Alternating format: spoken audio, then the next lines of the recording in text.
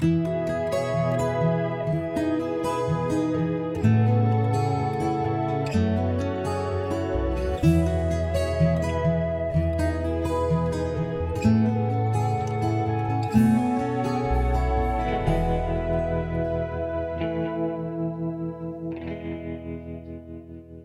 feel kind of like, well, I've been here before, so I need no introduction. You know that line?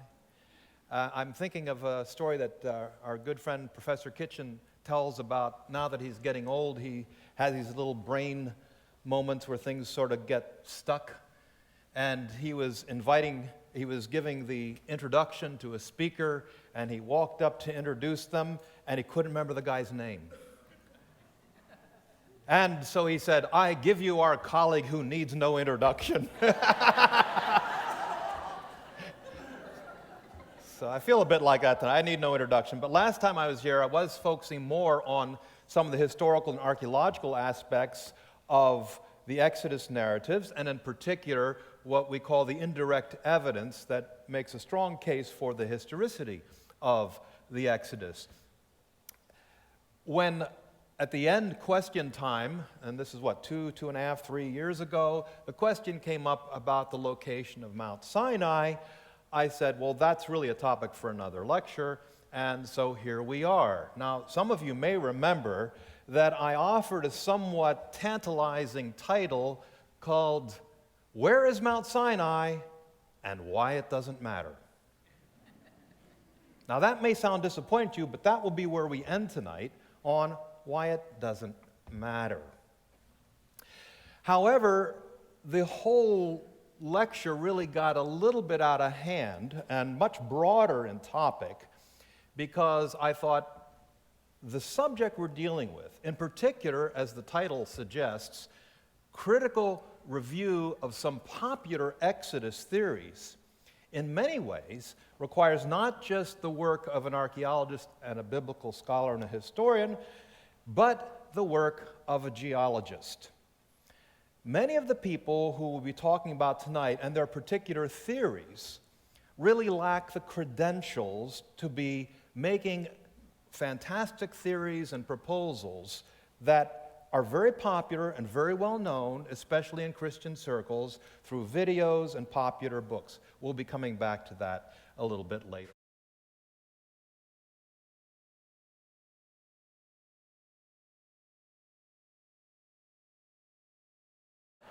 Now, if we only had that GPS, we would know where the Israelites went, where they crossed the sea, and what mountain they ended up in before going to the land of Canaan. Unfortunately, we don't have that. What we do have, however, is many important pieces of evidence that we'll try to piece together. This is why there are disagreements about the location of Mount Sinai. This is why there are disagreements about the location of the sea through which the Israelites crossed. And there are many imaginative suggestions of how to explain these things. In fact, at one point, I had been able to identify more than 14 proposed Mount Sinai locations. That number is now increasing. There are disputes even about when the Exodus occurred, and as was implied in Mark Lanier's introduction, whether there was an Exodus at all. Well, I have no doubts about the last point. I have lots of questions about when, where, and so on. And we're going to try to do that first by reminding ourselves that our primary source is going to be the Bible and other supporting evidence. But just to give you a sense for some of the books, and maybe you've seen some of these, and maybe you have them on your bookshelf, I would say all except the one on the bottom right. Well, I won't say anything about that, but you can get it autographed later tonight. Now, what we want to do is just to show you some sense for, in this clip, some of the Mount Sinai locations, and you can see them in yellow, and they are scattered from North Sinai all the way down to a couple hundred miles into what is present-day Saudi Arabia. The red marks indicate where, you guessed it, the Red Sea crossing would have been. And here again, you can see all sorts of theories, all the way from the Mediterranean Sea in the north, and North Sinai, and several locations on the Isthmus of Suez, and increasingly people have looked with interest in what we today call the Gulf of Aqaba, and you can see several locations there. The Mount Sinai locations, and here, by the way, are simply 5, and I'm not going to talk about all of them or even individually assess them, but these are some that you will read about. And furthermore, I bet that some of you have probably even been to this one. This is the traditional site of Mount Sinai in St. Catherine's, southern Israel. My good friend Rabbi Skolnick, some years ago, we walked early morning, 2 in the morning. I pointed the path, and I said, I'll be back for you in about 5 hours. I'd climbed it already 3-4 times, and he and a couple others went off climbing this mountain. I bet some of you have here. Anybody climbed Gebel Musa? Yep, some of you have. Well, when he got back, he said something very profound. He says, I didn't believe this was Mount Sinai, but now that I've climbed it, it is. He wasn't going to climb another one. In any event, this is what the Google Earth image looks like, and you can imagine, of course, the Israelites encamped in this wonderful Raha Valley, which is over 1 mile long and a half mile wide, and the front end of the mountain on the right is in Arabic known as Gabal Safsafa Mountain, and the back part of the Massif is the peak that the tradition of the monks at St. Catherine's Monastery believe is where Mount Sinai is located, but it's part of a whole massif of granite. Now, it's important for us to realize that there is no archaeological evidence, to my knowledge, and I've been studying this for a long time, to support any one of these locations. That is, some ancient inscription from 3,000 or more years ago saying this is Mount Sinai. By and large, we archaeologists know such things don't usually exist. If you find an inscription identifying the place you're excavating, that's very rare, and often it simply confirms what was known from other sources of information. Now, you may leave disappointed tonight because my analysis of the biblical data is largely this. What the Bible allows us to do is eliminate candidates, but not necessarily with any certainty say, this one is. What the biblical data can do is say, this would be within a range of possibilities. Other are outside of that range of possibilities. So what are the biblical data that we have to work with? Now, the Bible does provide us a journey that begins with the crossing of the sea, and we'll get back to that, in Exodus 15:22, and we can follow the movement of the Israelites both here and in Numbers chapter 33, where there's a very similar itinerary of the travels, although it has some places mentioning particular places where the Israelites camped that aren't mentioned in the book of Exodus, but at least we have this data, and we'll take a look at it in a moment. We also have a reference, such as Exodus 19:1, that gives us an indication of the arrival of the Israelites at this location, Exodus 19:1. We also have very clearly stated in Exodus chapter 12 the departure point, where the Exodus began, and in Egypt that is a place called Ramesses, which is almost universally accepted as the ancient city built by Ramses II. This is something I talked about last time, so we don't want to repeat that tonight. But we know where they started from, and we also have a very important datum that on the edge of the land of Canaan, the Israelites camped and stayed for a period of time at a place called Kadesh Barnea, and we're told that that was an 11-day journey from Mount Horeb or Mount Sinai to Kadesh Barnea. Now, that's an important datum which even some critical scholars take seriously, because 11 is not a number of any symbolic significance like 7 or 12. It's a number that is so odd that it looks authentic. The location of Kadesh Barnea is also fairly well agreed upon, and that would be between two different sites.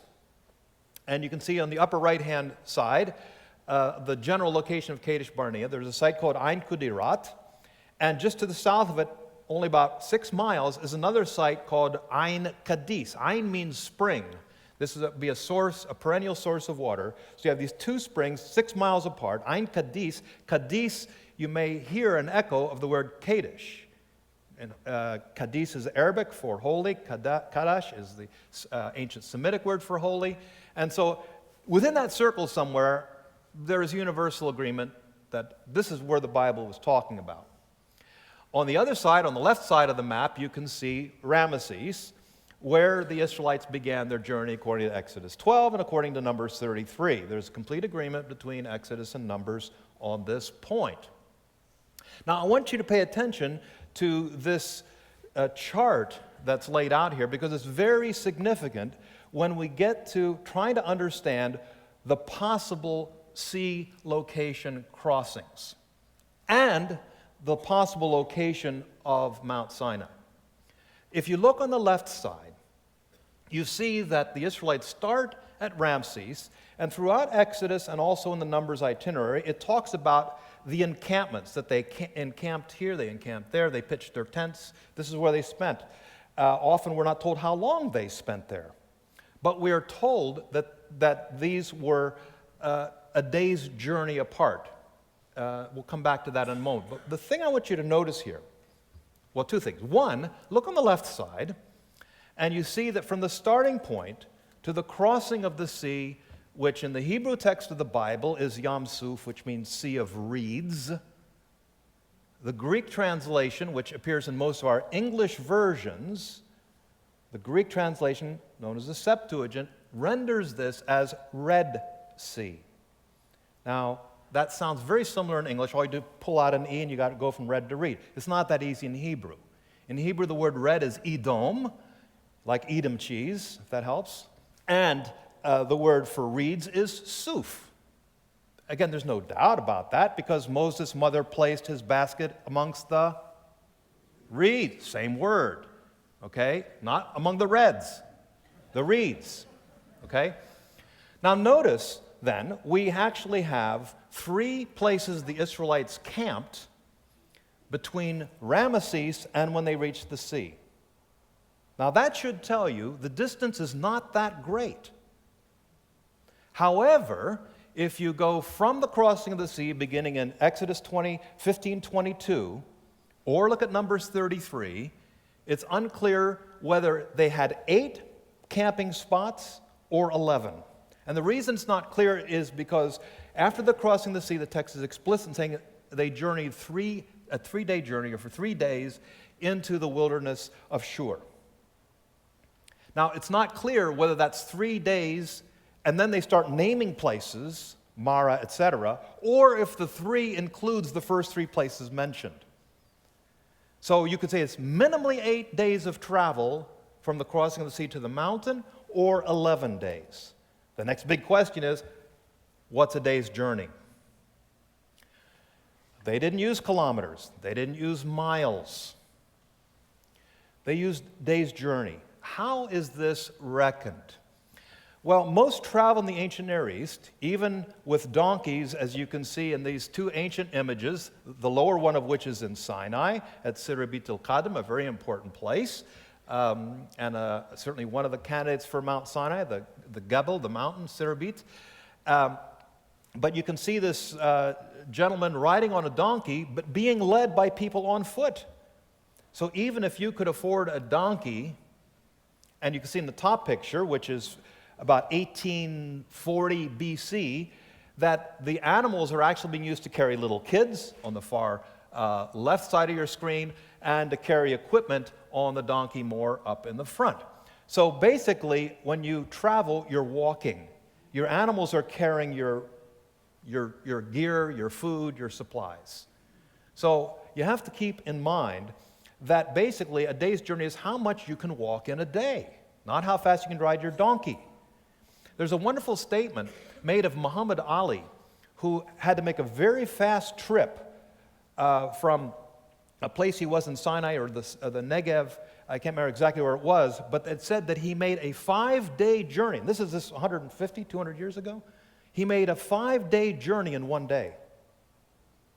What would normally be a 5-day journey, he did it in one day, because it was really rapidly done on camels and charging away. Very different. But even until recent times, travel was thought of as a day's journey.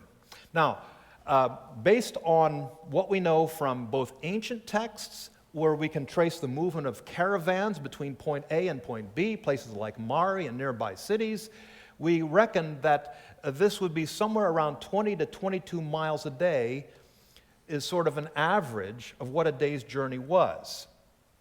And again, some would say because they would travel from first the crack of dawn till sunset, you maybe under good conditions could go as much as 24 miles. Again, the terrain will vary and therefore adjust how much you can travel. You're going uphill, you're not going to travel as far in a day's journey as if you're nice flat ground. So a day's journey can vary, but it's more or less a fixed distance. But conditions can dictate longer periods of time. So 20 miles a day, again, this is based on good anthropological data from modern study of Bedouin as well as ancient texts, and they both seem to agree that about 20 miles is a day's journey. Now, what that then suggests, if we use this average, and it can be plus or minus a mile or two, I don't care. What this suggests is, with 3 encampment sites, the third being at the sea, the distance from Ramesses to the sea where the Israelites cross should be not much more than 60 miles.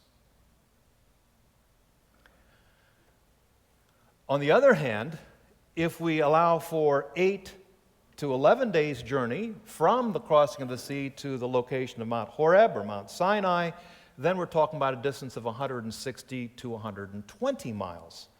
So it's very clear that the distance from the crossing of the sea to the location of the mountain should be 3 times or more the distance of getting to the sea. Now, this is an important point if we use the biblical data, and I believe responsibly.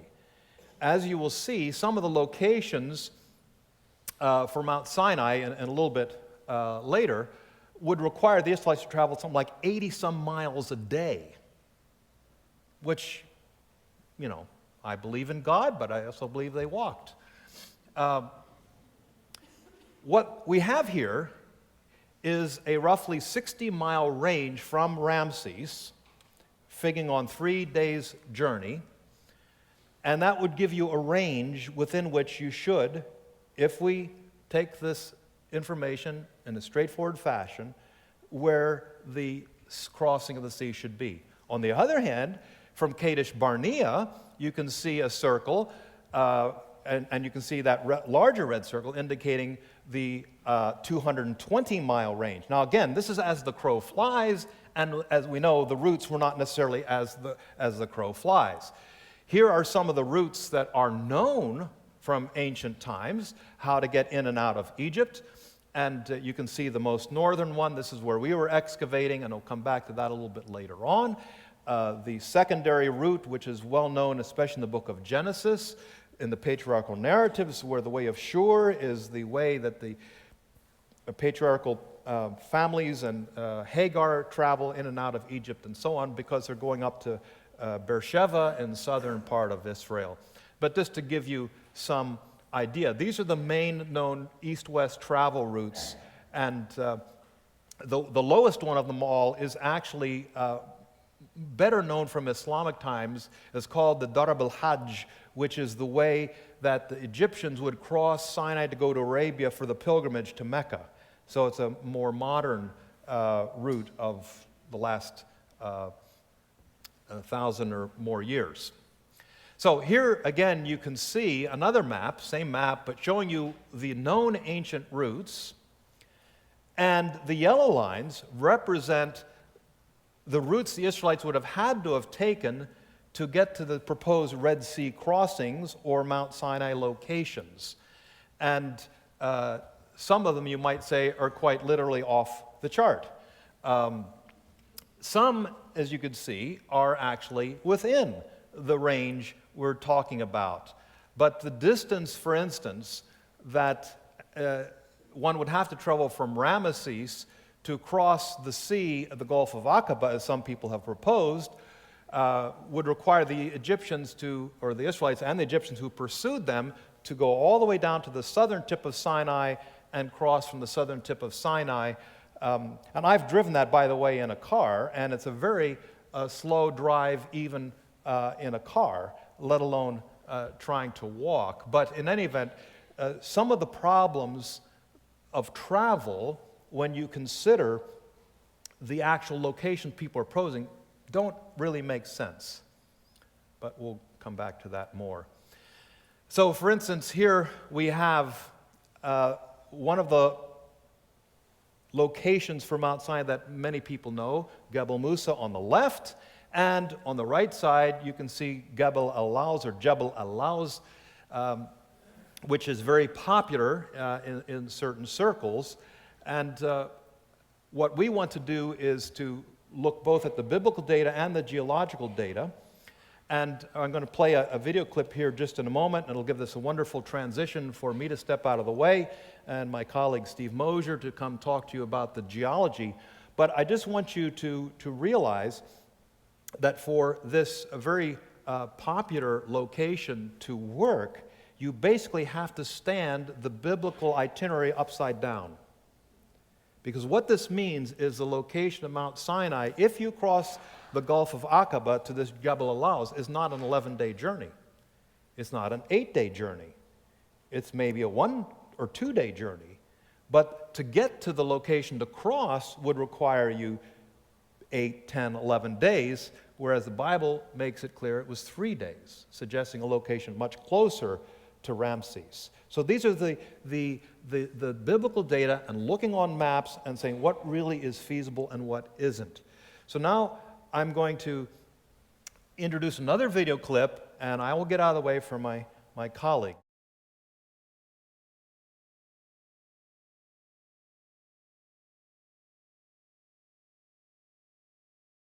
Sorry, I jumped my cue. I'm still here. We all remember from Exodus chapter 2 that Moses, when he fled Egypt from the wrath of Pharaoh, went to the land of Midian. There he married a Midianite woman who, of course, the Midianites were the descendants of Abraham through a second marriage, a Keturah, that we can read about in the Bible. But you can see where Midian is located. Midian is the very northern part of what is today Saudi Arabia. And so this is seen as an important reason for the argument that was just made in the previous video clip.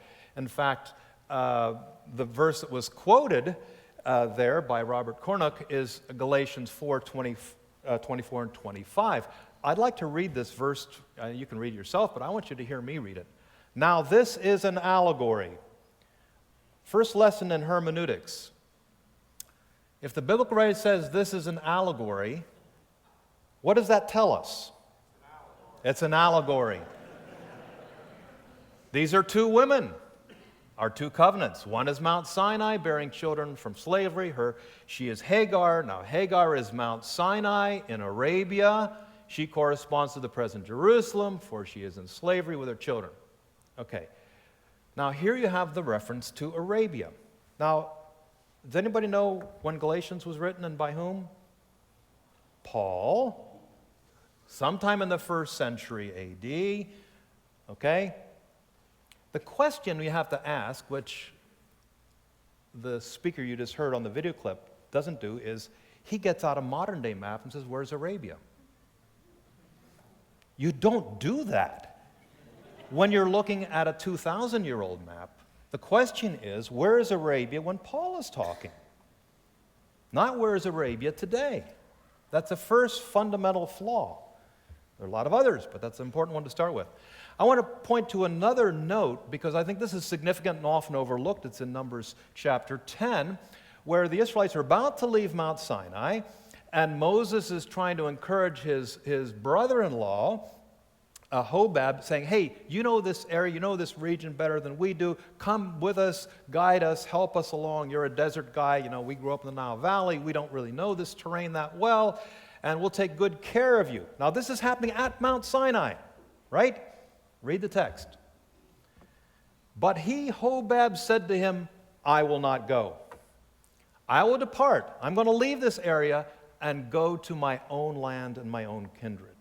It's very clear from that statement that Mount Sinai is not located in Midian. Hobab is saying, I'm leaving here, wherever I am, and I'm going to go back to Midian, where my family is. So he's clearly drawing a distinction between where the mountain is and where he and his family live. They're not the same place. Now, one other thing is very interesting, and that is to look at this map. Well, while you're looking at it, let me just point out that as early as the time of Herodotus, in the 5th century BC, Herodotus, a Greek traveler, historian, very wonderful writer about the world that he was living in around Egypt and elsewhere. The Greeks were fascinated by this, and he traveled.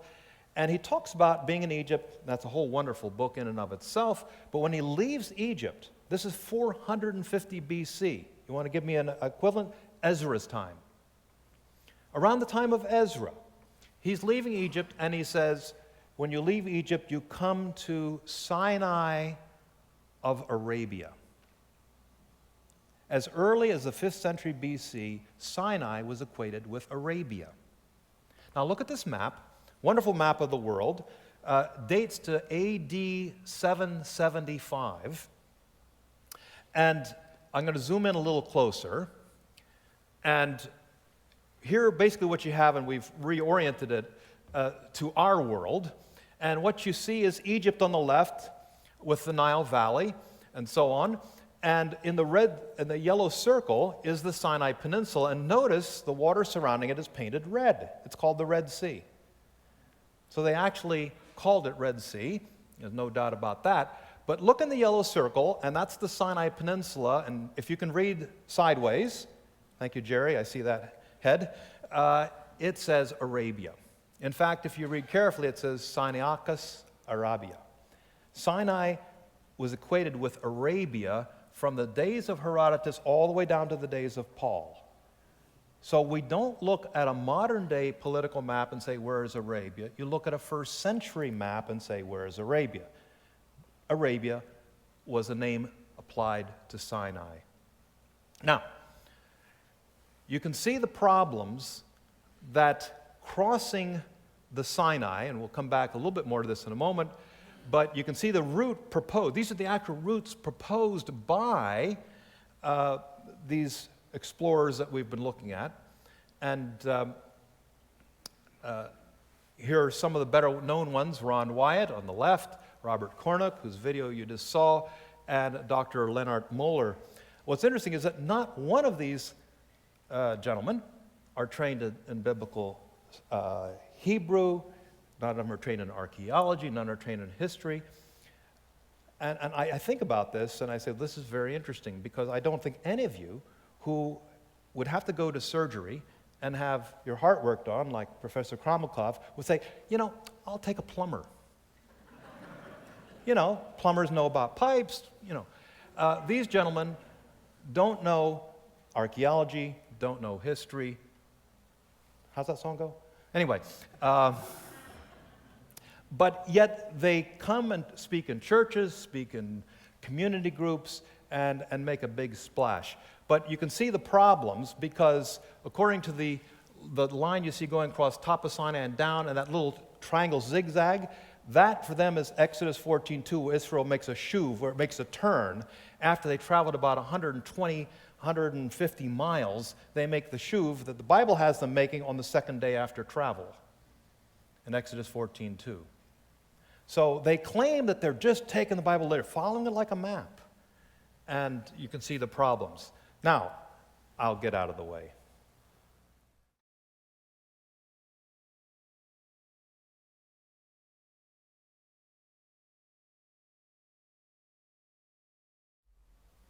Good evening. It's my pleasure to give you a geologist's perspective of some of these ideas that are very popular today about the Exodus, and to hopefully shed some light on those. I understand that people are very emotionally attached sometimes to these ideas, and it's not my intention to make anybody mad, but I do feel a responsibility as a geologist, an educator, and a Christian to at least share the expertise that I have and the opportunity I've had to look at this information. I suspect there may be some geologists in the room. This is Houston, after all. I started my career as a geologist working here. It's great to be back. So I'd enjoy interacting with some of you perhaps after the session tonight. What you've seen is a video clip which presents the idea of crossing in the Straits of Tiran at the southern part of the Gulf of Aqaba. And it's a very attractive idea because there is a narrow passageway there.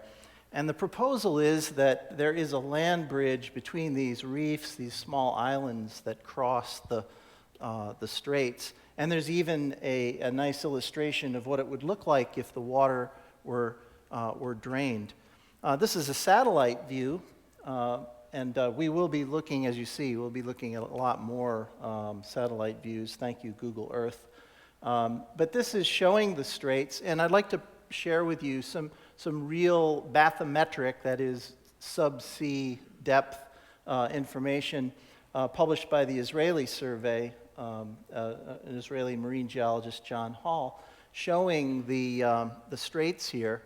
And in fact, it isn't a simple land bridge. If we look at the channel over here on the southwest, we see that it's some 252 meters deep, and on the other side, it's about 90-some meters deep.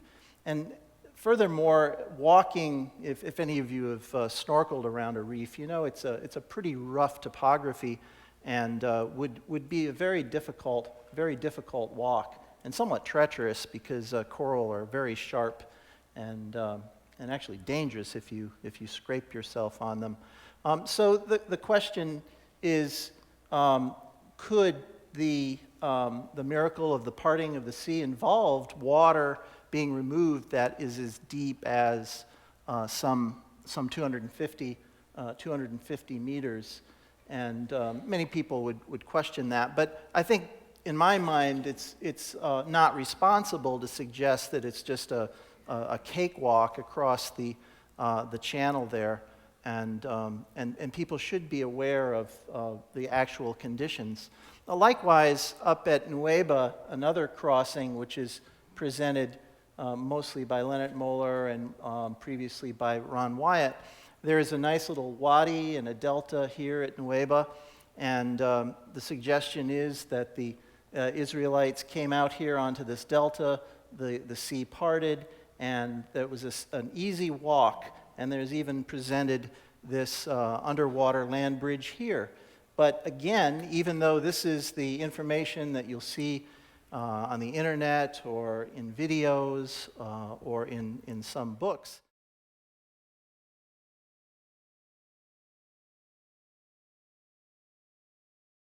so this is fantastic. Evidence of the chariot wheels on the seafloor, and some very compelling pictures, not just of objects that look like wheels, but objects that are coated in gold, and also coral formations that simulate wheels that have been turned on end on their axles, as if the chariots were just turned over on their side, and then corals would encrust them. Just to say something about the corals, I do contribute to a marine biology class at Wheaton College, and I have had the opportunity, I think the blessing, to do some snorkeling and scuba. Unfortunately, not in the Red Sea area, but in the Caribbean. And it turns out that this is actually quite a typical formation of coral, a particular species of coral that is called a table coral. And this photograph, it's a little bit different from the one that we saw on the video, but it's essentially the same kind of formation. The coral grows up as sort of a stalk and then and then spreads out. And this picture was actually taken close to a lat, so maybe that's where the crossing took place. But nonetheless, they're very, very common, and I'm confident that they're not encrusted coral. They're not encrusted chariot wheels. We could look at a chariot here. This is from the discovery of King Tut's tomb, and indeed we do have a gold-covered chariot wheel, but we see they're much more slender and fragile, if you will, and not as robust as at least the recreated photograph that we saw. Another comment that was made in the video was that coral shouldn't grow on coral, and I don't understand why that would be a problem for coral to encrust a gold-coated wheel like that. And certainly I would think within less than 100 years the wheel would be completely covered. Any object that's left on the seafloor is going to be completely covered in marine organisms, and in fact probably also buried somewhat in the sediment. Many people have suggested that, here's another photograph of this, that it may not be one of the Pharaoh's chariot wheels. Take your pick which wheel that it might actually be. This speaks to the idea that there is a land bridge at Nuweiba here, where the Israelites could easily cross. Bring in some more of Dr. Hall's data, and we see that it gets to 900 meters deep there. Certainly to the north, it's a little deeper. There's a basin up there that gets down in excess of 1,000 meters, and then to the south, there's another deeper basin. And as the sediment poured out of this wadi and across this delta and out into a sea fan, it did build out and create a shallow area, but shallow being at the deepest 900 meters. So, and again, this diagram, which is very widely distributed, simply doesn't match the facts of the bathymetry. This is a very recent Ph.D. dissertation, and it shows the bathymetry in some detail and then plots the depth. So we have depth over here on the y-axis, and then distance from the coast on the x-axis. So you realize that it's exaggerated, but there is a rather precipitous drop to those depths of 800 to 900 meters. And then some of my geophysics friends in the audience will appreciate this. These are seismic profiles showing the stratigraphy or the strata that accumulated on this deep sea fan. And what I find very interesting is you have this nice package of parallel layers, more or less parallel layers of sediment which are being deposited over time on this deep sea fan. If there had been a parting of the waters opening up 900-foot passage, and then that water suddenly returned, I would expect all kinds of scouring here and redeposition of the sediment, and I really don't see evidence of that on these on this geologic data. Now let's look at Jebel al-Lawz, which has been popularized. This was a best-selling book, New York Times best-selling book about 15 years ago, and also the Exodus case. Leonard Muller's book is very popular, and we saw a video clip from a video that promotes this view. This is a Google Earth view of Jebel al-Lawz, and you see that one of the features of the mountain that made it so attractive, and we can read the quote here, the blackened rocks on top of Jebel al-Lawz, the outer coating of these rocks have the appearance of being burnt. The Bible says that God descended on Mount Sinai in flames of a furnace. Could these be rocks charred by the holy fire? And then the other quote is very similar. So much has been made about the black top of Jebel al-Lawz. Well, I'd like to show you a little Google Earth video here as we turn around and ascend. we can see that the black rock on Jebel Lawz really covers a lot of area. In fact, it continues down the flank, and it's really just another rock formation.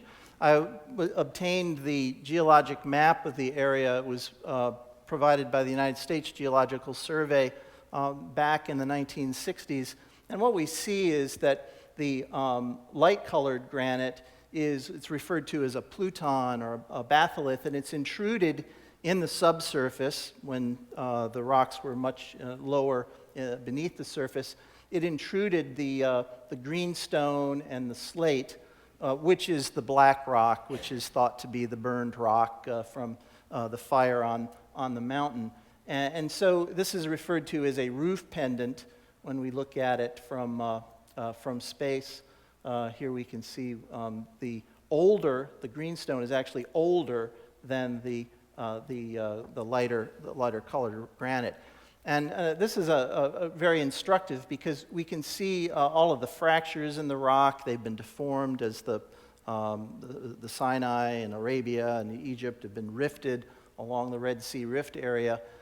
We see lots of fracturing, but we can also see how the granite, when it intruded the greenstone, you can see the veins of the granite that intrude into the greenstone. So if this was a fire-produced late kind of phenomena, you'd expect all those veins to be charred as well. Now, some of the granite does have a black coating, and much has been made at this. I suspect this is granite that's a little further down on the flanks of the very peak of the mountain, and you can see that in this case, the author here has broken a piece of this granite, which is black, but on the inside it's white.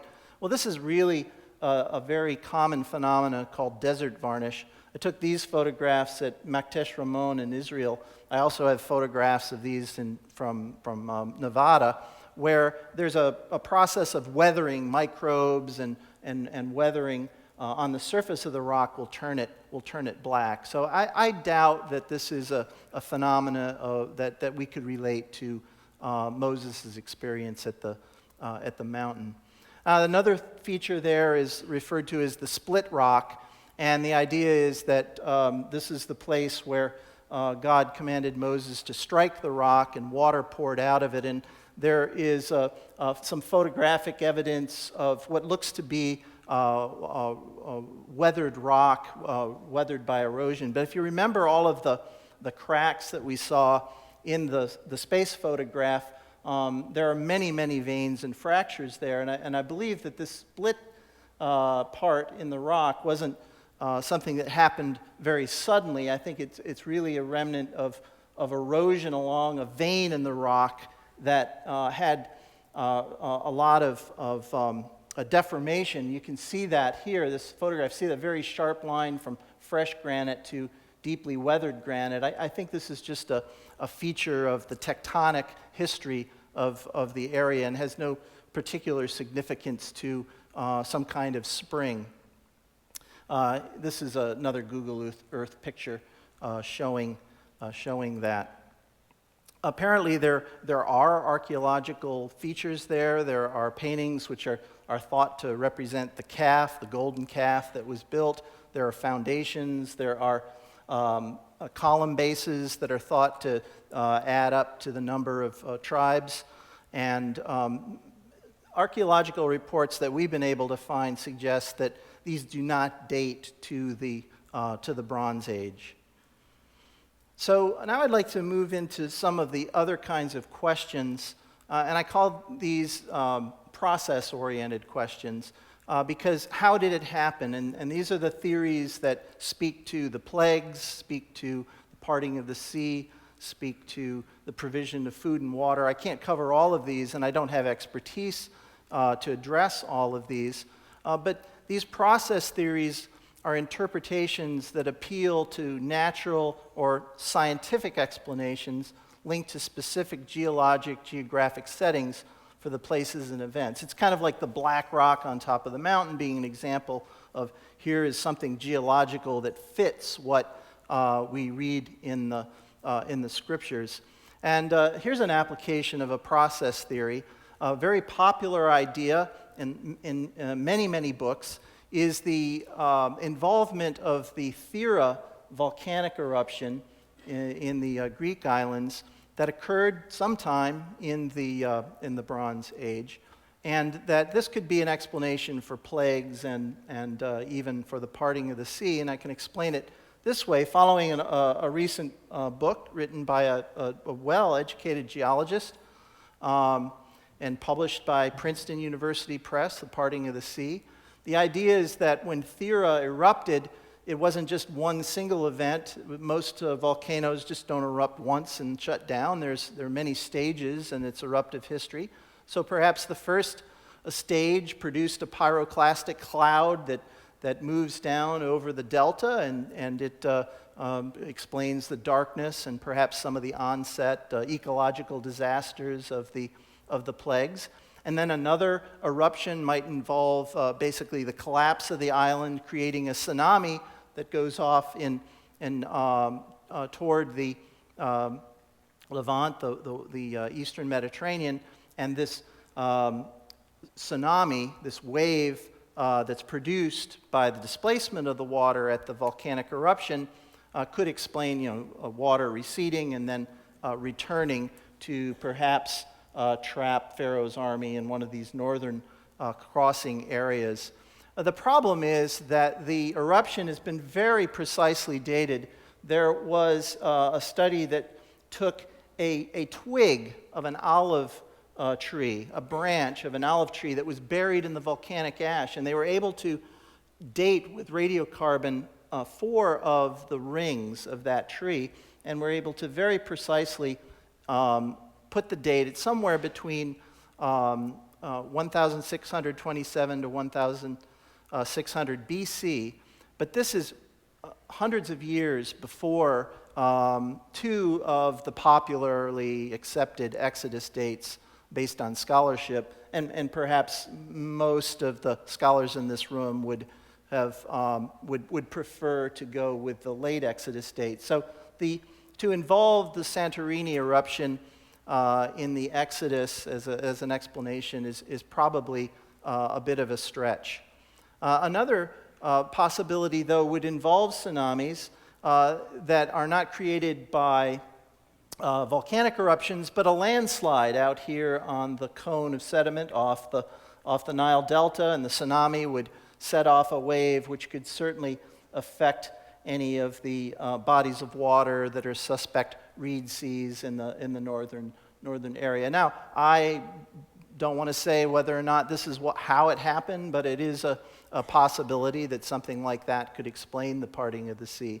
Now, there are some authors, like this television journalist, Simka Djekovici. You may be familiar with the very popular television program that was backed with James Cameron's money, Exodus Decoded.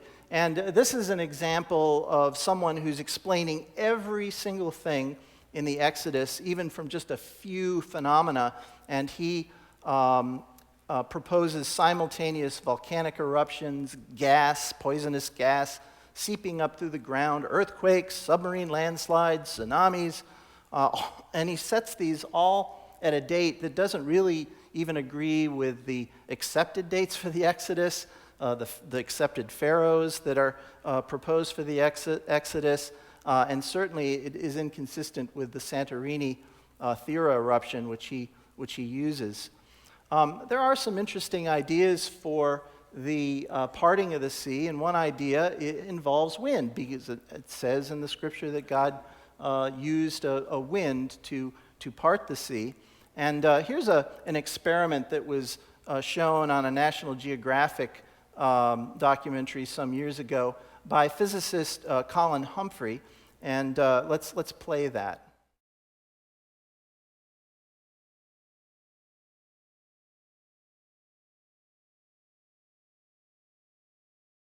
And the idea that he proposes is that this is occurring in the Eilat region, northern Aqaba. Now, there is some serious possibility that something like this could work. This is a peer-reviewed online journal, +1, And this author, a scientist with the United States, one of the weather surveys, has shown using what is close to a reasonable reconstruction of the paleogeography. I'll say that because he used my map, essentially.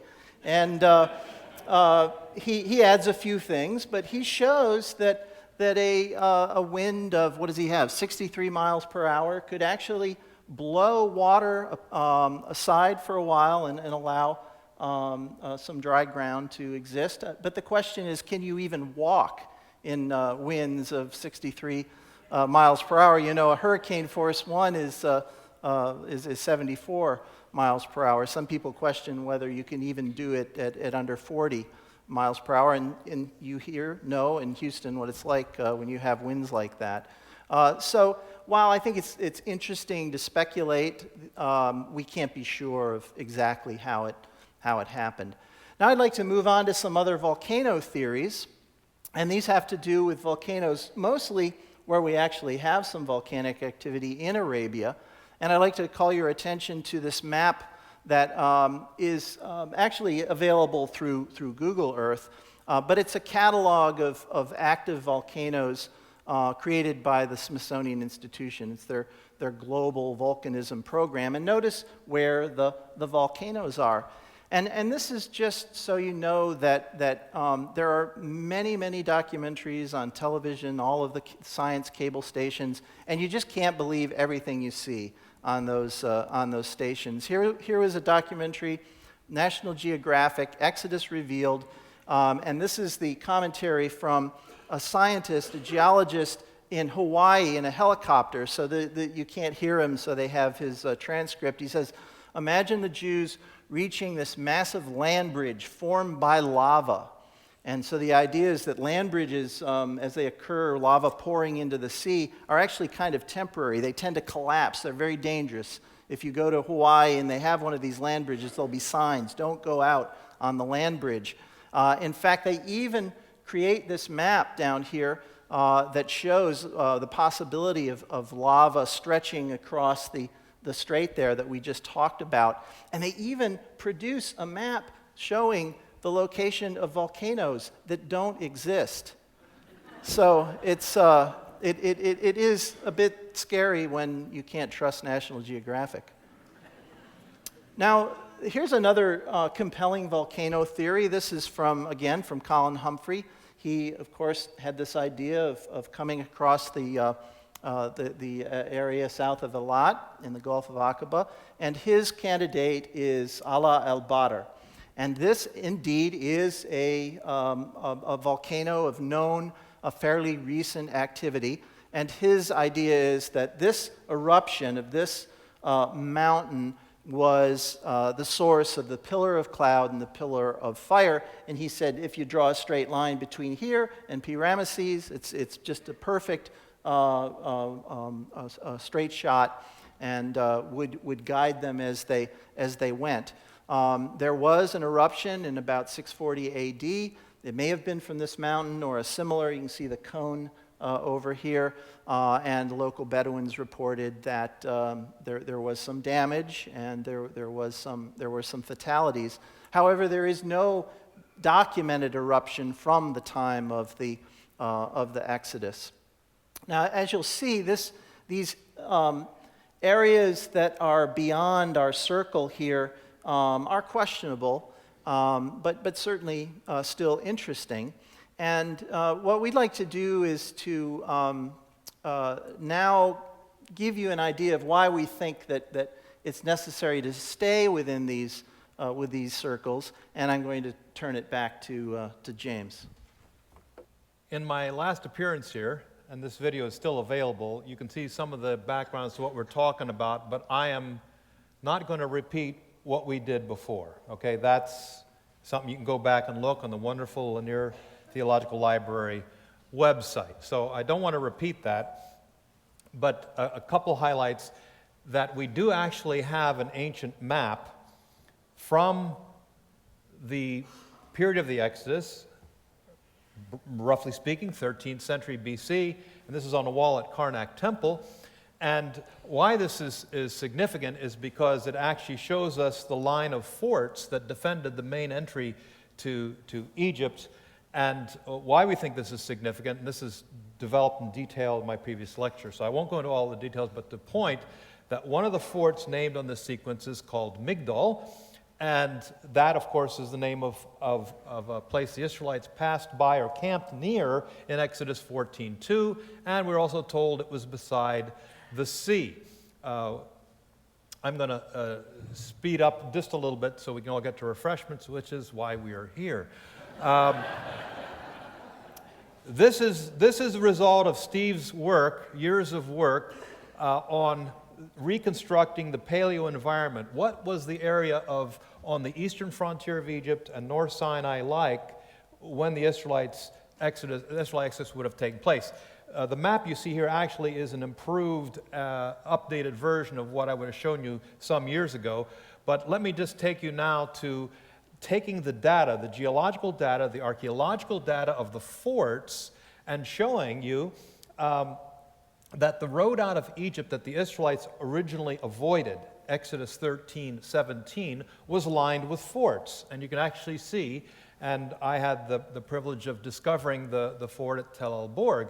But when we combine this, we learn that the location of Migdol, as you can see on the right-hand side of the screen, that fort may well be the one that's mentioned in Exodus 14:2. It's a real fort. The Hebrew word Migdol means fort or tower. And here you have this fort by a sea. In fact, it's by two bodies of water. You can take your pick. We've got two of them. Rabbi Skolnick thinks it's what we call the ancient lagoon, at least he used to. Some of us think it's the green body of water to the south. But again, go back and look at that video if you want. Now, one of the things that our work has shown us, now that we know where there were bodies of water 3,500 years ago, and where we know there were forts, we now know something else we didn't know before. It made sense, but now we have the information, we have the data. That brown line you see isn't just an imaginary line in the sand. It's actually a road. The Egyptians called it a road. And we have actually found, we're in the process of getting this ready for publication, we actually have a section of mud brick road. You cannot drive chariots across sand for hundreds of miles. They have very skinny wheels. Just find some desert around here and try to ride your bike. It doesn't work well. They actually had to have roads. And what you're looking at here is a section of road that's been cut off and the rest of it's worn and deflated and gone. But this road is probably half the width of the chapel here, the chapel. So there were actual roads. And the Israelites, to be pursued by chariots, would have had to be near these roads and near these forts where chariots were kept. And by the way, we found very good evidence of chariotry in the forts we excavated. I proposed before, and we'll come back again to the video, and we've suggested that the Balach Lakes here on eastern frontier is within that range that the Bible would allow, the 3 days of journey and about 60 miles, because there's actually a turning back, a shuv, a change of direction. And we also have the reference to the plagues, especially the locusts. And by the way, this is a real picture of locusts in Egypt with the pyramids in the background taken not too many years ago. It's still a problem from time to time in Egypt. And we are told that the Lord drove a wind that blew the locusts from Ramesses, which you see in the center of the map, off into the Sea of Reeds to the east. And you can see that body of water is, which I think I suggested before, presages what's going to happen to the Egyptian army. The army of locusts is drowned in the sea, anticipating what's going to happen to the armies of Egypt. Now, I know some people are worried that this is some puddle out there in the desert. Steve and my son over here helped with some of this work, surveying and so on, and he can answer more questions for you. But we know from our preliminary work that this body of water would vary depending on the time of year. But based on the topography of the lake, it could have been as deep as 15 to 18 feet. That can drown a horse that can drown a person, etc. So that's why we believe that the Israelites moved south towards a place called Sukkot, as Exodus 15 suggests. Moving to the edge of the wilderness, they're told to shuv, to make a turn, which they do, Exodus 14:2, and move up into this region. Now, again, this is our hypothesis. If you want to see it in more detail, more nuanced, look at the video. Mark will be very happy because that's why they put it up for you to look at it. And off they would have gone 8 to 10 days' journey from this point to wherever Mount Sinai is. We believe somewhere in south-central Sinai. I think there are a number of possible candidates that we can allow. I think we can dismiss the ones in present-day Arabia. Now, just a couple minutes to wrap up and to suggest to you why it isn't important where Mount Sinai is. Now, some people have made this an article of faith. But I want to end with this. The reason Mount Sinai was important is because what the Bible suggests happened there. Namely, that Mount Sinai is the place of God's revelation. Initially, of course, in Exodus 3, it's by this mountain of God where God reveals his name to Moses. And it was here, of course, that the law was given, according to the Bible, Exodus 20 and following. And we're told that God's glory came down on the mountain in Exodus 19. And that glory, the kavod of God, dwelt in the mountain, making it a holy mountain, a holy place. We are also told that after the glory of God settled on the mountain, that the glory of the Lord settled in the tabernacle. The glory of God occupies, settles into the tabernacle, and of course the word tabernacle, mishkan, means settle, reside. So the same word that's used of the glory of God settling on the mountain, now the glory of God settles mishkan in the tabernacle. And as we know from the narratives that God's glory went with Israel from that point on, which is why in a letter to Sir Colin Humphrey I said, how can you say it's the volcano that the Israelites were attracted to, because this light led them on their way? Did the volcano move? And he never answered my letter. So the glory of God fills the tabernacle. That's the final statement of what happens in the book of Exodus. So the glory of God fills the tabernacle, the glory of God goes with Israel, and when we get to the building of Solomon's temple, we're told that the glory of God, 1 Kings chapter 8, fills the temple. And that is why, because God's glory that first appeared at Mount Sinai now ends up with his glory on Mount Zion. And this is why Mount Zion becomes so important in the Psalms and elsewhere in the Bible, because it becomes, in essence, the Mount Sinai. Old Mount Sinai is an important relic of the past. It's where God's presence is that's important now. And that's why I think Mount Sinai fades in importance in the Bible, and only Elijah goes there as far as we can tell in biblical history. But for the rest of the time, the focus is on God's abode in Mount Zion. So while it may be interesting to know where Mount Sinai is, we can't say for sure where it is. I think we can clearly eliminate a number of candidates because of the geographical description we have of how long it took to get to this point, how long it took to get from here to Kadesh Barnea. That allows us to eliminate candidates. I don't think we can say with any certainty, that it's Mount St. Catherine's, Mount Jebel Musa, Sirabit al-Qadim, Jebel Sin Bishr. These are all plausible candidates based on the descriptions we have. But beyond that, I think we have to wait further evidence, but I also conclude with it really doesn't matter from a theological perspective, because it's where God's glory is that mattered, and that happened no longer to be Mount Sinai. So I'm sorry if I've disappointed you, but this is where we believe the data leads us, both from a geological, biblical, geographical, and archaeological perspectives. Thank you very much.